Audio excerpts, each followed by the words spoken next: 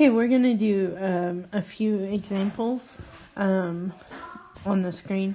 And so remember, the way you do these is just type them straight in your calculator. You get the I key by doing second decimal point or period. So you type them straight in. So if you type in number 1, so if you'll try that, you should get negative 3 plus 10i. And then if you type in number 2, you should get negative 40 minus 80i. So if you'll go now to your packet or worksheet and try numbers 1 through 4, and then come check your answer when you're done. Okay, so here are the answers to numbers 1 through 4, and again, you're just putting these straight in your calculator, writing down the answer. This next section, this is, remember, we have a real and an imaginary part, and we always do the real part first, and then the imaginary. So if I look at the first problem, 10 is the real part, so it'll go first. That's going to give me an I because of the negative under the square root, but 36 is a perfect square, so if I do the square root of 36, I get a 6. And then on the next one, negative 4 is the real piece. I'm going to get an I because of the negative 100, but 100 is a perfect square, so square root of 100 is 10. So if you'll try numbers 5 and 6 on your worksheet, and then come back and check your answers. So number 5, the 6 was the real part. The I comes from the negative 25, so we get 6 plus square root of 25 is 5, so 6 plus 5i. And on number 6, 5 was the real part. The I comes from the negative 9, square root of 9 is 3, so 5 plus 3i. Okay, so on these problems, it asks you to state the number and type of solutions. So we're going to use the discriminant, which is b squared minus 4ac. If we get a positive number, then it means we have 2 real solutions. If we get 0, it means we have 1 real. And if we get a negative, it means we have 2 imaginary. So if we look at 5, A is negative 8, B is negative 1, and C is 9. So it would be negative 1 squared minus 4 times negative 8 times 9. And if I put that in my calculator, I get 289, which means it's positive. So I'm going to have 2 real solutions. For number 6, A is negative 8, B is 3, and C is 10. So we get B squared minus 4AC. And if I type that in my calculator, I get negative 311, which is a negative number. So that would be 2 imaginary. And for number 7, my A is negative 1, my B is 4, and my C is negative 4. So it'd be 4 squared minus 4 times negative 1 times negative 4. So if I type that in, I get 0, which if I go back tells me I have 1 real solution. So if you'll go on your worksheet to numbers 7 through 10, try those, and then come back and check your answers. So here are the solutions to 7 through 10. So if you'll check your work, if you need to go back and watch the examples, you can. Just be sure you have it and understand it. Okay, so in the next section on your worksheet is going to ask you to factor. So if I look at number 8, it's 3 terms. It leads off with a 1. 1, 4, and 12 have nothing in common that I could divide out. So I'm going to have to make my x. So 1 times negative 12 is negative 12, My B is positive 4. So I'm looking for two numbers that multiply to give me 12. Negative 12 to add up to 4. So I believe that would be 6 and negative 2. Now I am really happy here because A was 1. So I can take my shortcut and I'll do x plus 6, x minus 2. And this just asked me to factor. It did not ask me to solve, so I'm finished. If I go to number 9, again, starts with a 1. 1, 9, and 20 have nothing in common. So I can go ahead and call them A, B, and C. So my top, I get 1 times 20, which is 20. And then my bottom, I get a 9. So I'm looking for 4 times 5. And since A is 1, I can take my shortcut. So I get n plus 4, n plus 5. And it just asked me to factor, so I don't have to solve. I'm finished. Also over here, I'm sorry, Amelia really hates bath time, evidently. B, this should have been a B because my problem had a B. So just so we're clear on that. Sorry about that. Okay, so if we go to the next two, 2, 3, and 5 have nothing in common. So I can go ahead and label them A, B, and C. A times C is negative 10. B is negative 3. So I'm looking for two numbers that multiply to give me negative 10 and add to negative 3. So negative 5 and positive 2. This time, sad day, can't take the shortcut because A is not 1. So I have to write down the A and the C. And then I'm going to replace the middle pieces with that negative 5n and a 2n. I'm going to split it. I can take an n out of the left side. So I get 2n minus 5. Out of the right side, there's nothing except for a 1. But I get 2n minus 5. And then again, the directions are just to factor. So when I write my answer, I've got it, I'm done, that's factored. The next one, 3, 4, and 4 have nothing in common. So let's go ahead and call it A, B, and C. So A times C is negative 12. B is negative 4. So these would be negative 6 and positive 2. But I can't take the shortcut because A is not 1. So it's 3x squared. Leave my A and C. And then replace the middle with the two numbers I got in my X. I would split it. The left side I can take a 3x. Evidently I switched to N at some point. Sorry about that. Just messing up. Sorry. So we get 3x, that's x minus 2. And then out of the right side, I can take a 2. So that's x minus 2. So I do my outside pieces and our inside piece. My dog is going crazy with her toys. I'm so sorry about that. So that's factored, and that's all we have to do because that's all it asked us for. So go ahead and on your the worksheet you have, try 11 through 14, come back and check your answers. So here are the answers to 11 through 14. So check your work, go back if you need to, and then try again, but just be sure that you know how to do these. Alright, so on these, it says solve by factoring. So we're going to factor, but we're not going to stop there. So on number 12, it leads with a 1, so it's not going to have a GCF.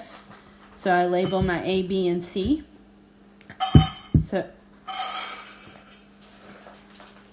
So I'm going to make my X. So A times C, 1 times 21 is 21. My B is a 10. So my numbers are 7 and 3. Since A is 1, I can take the shortcut, which is good. So I get B plus 7 b plus 3, and it's equal to 0 because that's from the problem. So that's factored, but it's not solved. So we have to set both pieces equal to 0 now and solve them. So we would subtract 7 and subtract 3. So that means my answers are b equals -7 and b equals -3. If we look at 13, it starts off with a 1 also. So there's not going to be a GCF. So that's an A, that's a B, that's a C. So when I make my X, I get 1 times -12, so -12, and a -4 in the bottom. So it's a -6 and a +2. So I'm going to factor it, so I get n minus 6, n plus 2. So that is factored. It's not solved. So we're going to go ahead and solve it. So we set our pieces equal to 0. So I would add 6, so I get n equals 6, and subtract 2, so I get n equals -2. So if you'll go ahead to your worksheet, this is numbers 15 and 16 on yours. If you'll try them and then come back and check your answers. So here are the answers to 15 and 16. So look over it, compare your work to mine,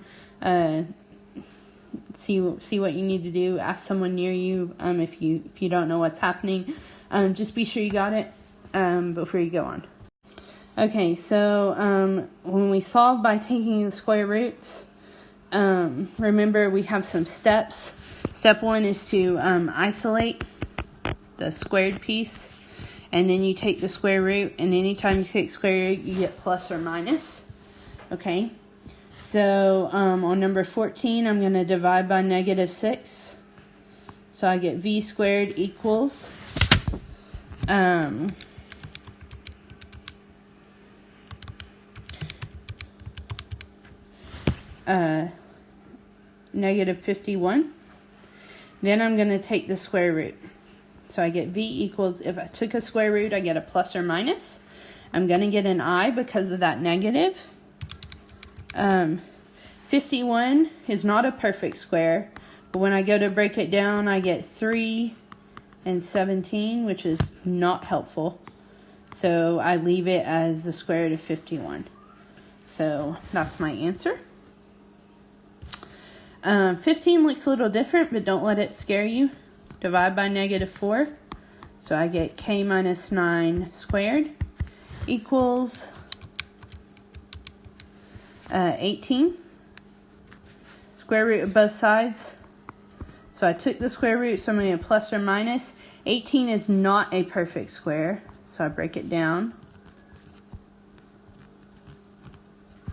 I have a pair of 3s, the 2s stays under. And then the last thing I need to do is add 9. So when I write this, the 9 is the real part, the pretty part, so it comes out front. The plus or minus stays with the 3 square root of 2. That's my answer. So on your paper, this is numbers 17 and 18. So if you'll go try those, and then come back and check your answers. So here's my work to 17 and 18, kind of the same concept. Just look over it. Be sure you know what's going on. If you don't, ask someone who does. Just be sure you're working.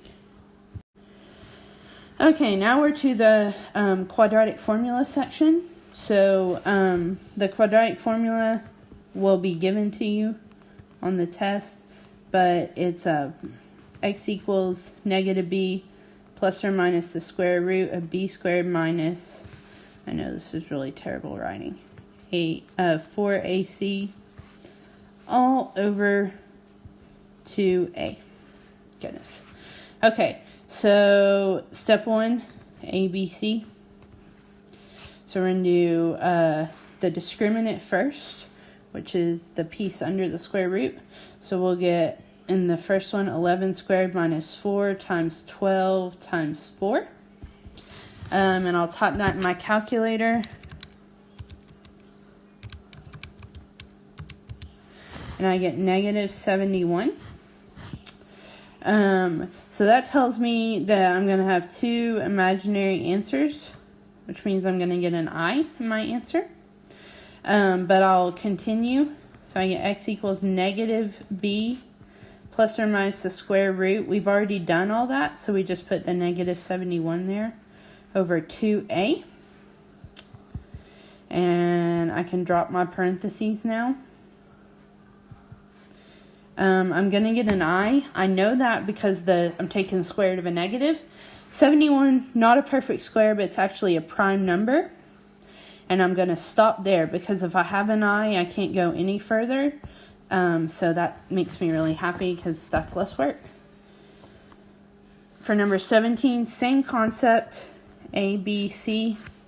So I'm going to do the discriminant first, which is b squared minus 4 times a times c. And if I type that in, I get 164. Okay, so that's going to give me two real answers. So I do x equals negative b plus or minus the square root of 164 over 2a. So I can drop parentheses now. 164, not a perfect square, but I can break it down. So if I divide in 2, I get 82. So if I divide in 2, I get 41, which is a prime number.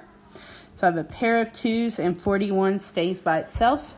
And because of this 41, the square root didn't break all the way down, so I'm done. We're good. Don't go any further. If you'll go on your sheet now to numbers 19 and 20, they kind of match up with this. So if you'll do those and then check your answers. So here's my work for numbers 19 and 20. Hopefully you can follow it. If you can't or need more explanation, ask someone near you who knows what's going on. Your test is next Wednesday on Halloween, so be sure you're staying on top of what you know and what you don't know. Okay, the last thing and probably your most favorite part will be this question. So we know that imaginary answers, which have the I, they come in pairs, one positive, one negative. And so remember our strategy here is to circle the sign in front of the I. And we're going to write down everything we had that's not circled. And then I'm going to look at what was circled. That was a plus. So I'm going to use the minus this time. So if one of my solutions is negative 2 plus 3i, the other has to be negative 2 minus 3i. So go ahead to number 21 on your worksheet and try that one. Okay, so on number 21, we should have circled the sign in front of the I. The 4 and the 7i stay the same, but it was positive, so it becomes negative. That's why the answer is B. And pay attention to 22 and 23. I don't want you to do those because we haven't yet learned that. We'll talk about that on Monday. Please behave yourselves. Be sure that you understand this stuff. Help each other out. Be sure we're good to go.